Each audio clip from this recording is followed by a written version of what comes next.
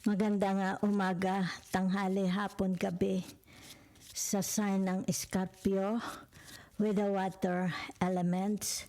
Lola Baby nagpapakilala. Bibigyan ko po kayo ng timeless reading sa mga natitirang araw ng June at sa papasok na buwan ng July. General po ito ha, hindi po ito personal or private reading. Yan. Isa lang pong like, subscribes, and share. Salamat po ng marami. Yan. So, tingnan natin your energy, ha? Kung gusto po ninyo ng private reading, feel free to email Lola Baby. So, meron dito tinatawag na the 5 of Diamonds. Energy pa lang yan, ha? Mga mahal na Scorpio, ay tingnan baga natin bakit gari pagkaganda-ganda, pulang-pulang-pula. Mukha yatang kayo siswertehin, di ba? Siswertehin. Yan, kumbaga dito, it's like may nakikita ako sa inyo, may i-endorso sa inyo. Meron mag-i-endorso sa inyo ng kayamanan, di ba? Maaari ito'y pamana, di ba? O, whatever is this, it's like tinatawag, ito is black and white na abundance. It's more about para ito'y pera, di ba? So tingnan lang muna natin ang energy sa Santa Maria. The ano tawag dito? Jack Club, okay? Yan. The Jack Club. So, ibig sabihin nito, teka muna ha. It's like, nakikita ako for some of you, okay? General ito, hindi personal. Maaaring dito, kung may mga anak kayo, magdadala ng tagumpay, ng tinatawag, you will be very, very proud of your children dahil may dala silang tagumpay, di ba? Kung kayo naman, it's like meron dito, kung kayo sabihin na natin ang inyong mga ama, ang magulang ninyo is nakakaluag sa buhay, mukhang merong ibibigay ang magulang ninyo sa inyo. It's like tinatawag na what you are, it's like parang may hinihingi ka yata, ibibigay sa iyo, ipagkakaloob sa inyo. Yan ha, okay. So, for some of you, nakikita ko dito kasi lumabas tao, okay? It's like merong bagong papasok sa buhay ninyo. It's like sabihin na nating romance. Baka kayo isa may mga nililigawan. Meron ba kayong tinatawag na kausap sa online, sa mga dating apps? Kahit hindi sa dating apps, baka may mga nakilala kayo, di ba, personally. Kumbaga dito ay may namumuong romansa. Okay? So, for some of you, nakikita ko rin dito yung tinatawag merong travel planning. Ha? So, nakikita ko dito yung tinatawag na meron pong abundance. Yan, no? Oo. Yan ha. Ibig sabihin nito tagumpay. It's like nahuhugot ang tinik sa iyong lalaugan. Yan ha. So narito uli yung tinatawag na the tree. Okay? The tree of clubs. Diba? So the energy. It's like nakikita for some of you is nakikita na the sun is shining. Yan o. Mukhang masisikatan kayo na sobrang daming araw. Vitamin D. Diba? Yan, whatever is this. It's like nasa social media ba kayo? May mga podcast, ba kayo? Yan kita ninyo. It's like nakikita dito na mukhang kayo is sisikat, di ba? Mukhang kayo is dito yung nakikita na all eyes on you. Nakikita ko lang all eyes on you. Okay? Yan.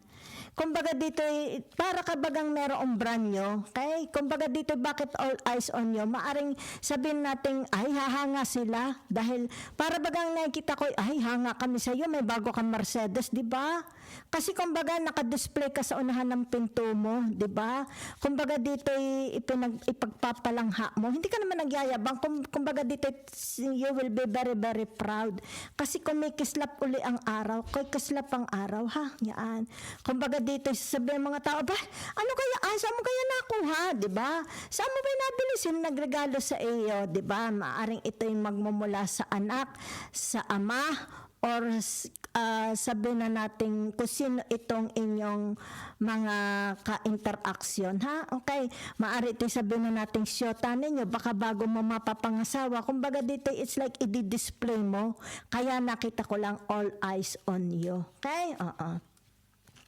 So, narito ang tinatawag na the eight of diamonds. Ibig sabihin nito, payoff, magkakaroon ng payoff sa iyong hardship. Yan ha.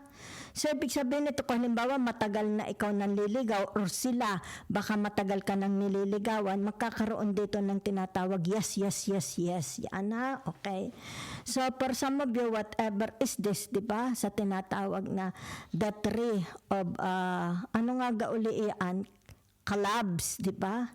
Ibig sabihin nito, yung tinatawag na magkakaroon ng result, outcome. Yan na, magandang result. It's like magkakaroon ng tinatawag harvesting. Harvesting, it's like mag-aani ka na ng, example lang nga, parang mag-aani ka ng prutas, mag-aani ka ng palayan, mag-aani ka ng isdaan. It's more about pag-aani na ito. From 5 to 8, papasok ito sa inyo. Yan, no? Because of this, di ba? Nagkaroon ng tinatawag na hard work pay off. Yan, ha? Mukhang hindi. Kaya nakikita ko yung araw, sikat na sikat ang araw. Yan. Para bagang napakarami mong vitamin D papasok sa katawan mo. Yan, no? Kita nyo yung bottom card, transformation. Ayan, no? Okay? So it's like tinatawag, nagpapakahirap ko ano itong pinagkakahirapan mo, pinaghihirapan mo. Yan o, magkakaroon ng transformation. Ito na po, yan o, pasok na. Yan o. Yan na, halimbawa nagpapakahirap ka para ikaw is yumaman, ayan na transformation na. Na halimbawa nagpapakahirap ka para maging tagumpay ang iyong sabihin na nating love romance relationship, ayan na di ba? It's like halimbawa sabihin natin in the past naging traumatic ang love romance relationship, ayan na di ba? Yan kita ninyo ha. So ano pa, sandali lang. Yan kita ninyo. Pasok na Pasok na po Gracia from heaven. Yan Kasi it's like tinatawag, gagamit ang Diyos ng tao para ito iabot sa inyo. Diba? It's like tinatawag, your prayers are answered. Yan kita ninyo. Your prayers are answered na po. Yan, dikit-dikit na ha. Dikit-dikit na. Wala na Yan kita ninyo. Ayan alwan na kayo. Ano pag ang gusto ninyo, di ba? It's like matatagpuan mo na yung soulmate mo, yung tunay talaga magmamahal sa inyo, di ba? It's like nakikita dito, you will be, mabibigyan ka na ng justice. Justice will be served unto you. Yan So kaya lumabas itong tinatawag the three of clubs and the jack, the club jacks ba yan, di ka? Kumbaga dito anong ibig sabihin nito? Di ba ba't lumabas ito? Ito. Yan. So, ibig sabihin nito, yan sisikatan na kayo ng araw. Yan Yan kita ninyo, malaki yung araw doon. Sisikat na. It's like magkakaroon ng tagumpay, ha? So, nakikita yung tinatawag paghihirap ninyo. Di ba yan, It's like yan, kita ninyo. It's about tinatawag na, yan it's like ito yung nararanasan mo from the past, di ba? It's like hindi na ito magtatagal. Yan, hindi ka na dahil dadating na itong tinatawag na si transformer, si the death, yan, para ikaw is ahunin. Yan na, aahunin ka na, di ba? Aalisin na sa iyo itong tinatawag na the eight of diamonds. Yan ay napakaganda Ibig sabihin nito yung tinatawag na mangunguna ka na uli, babalik ang iyong confidence, mabuboost ang iyong ego, mabuboost ang iyong tinatawag na tiwala sa sarili. Yan kita ninyo. It's like ito'y gagamit ang langit ng tao. Okay? Kung sino man yan. So, yan nakikita dito. Yan ha. Ibig sabihin nito yung tinatawag na hindi ka na makikipagkompetensya. Okay, halimbawa sa pagmamahal. Kung sino itong taong ito, 'di ba? Hindi wala ka ng kakompetensya, tapos na. Okay?